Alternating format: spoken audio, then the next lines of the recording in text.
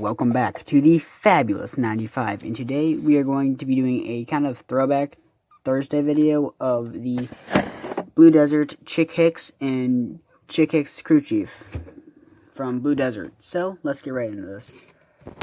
This is from the Dinoco 400 series. You see Chick and his Crew Chief, and my camera's weird looking today.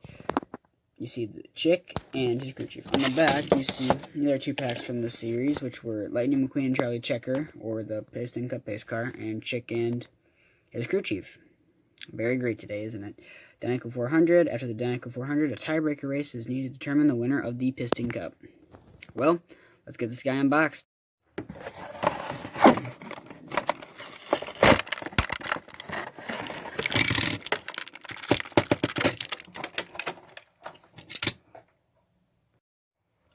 Now, for this pack, you very rarely saw it bought for the Chick Hicks diecast. If you didn't have Chick Hicks, yeah, it's a nice, easy way to get one.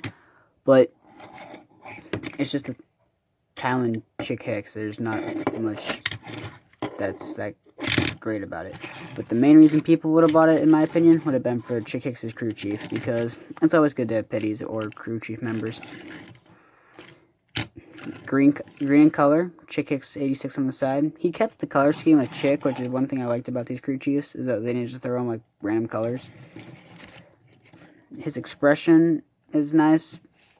But I'm glad that they didn't give him one of Chick's ridiculous mustaches, because that's ridiculous. Man, that's basically it for the diecast. It's a very short video today. I am actually not even home when this video is recorded. Well, because this is the week of Bristol Dirt for NASCAR, and I'm going to it.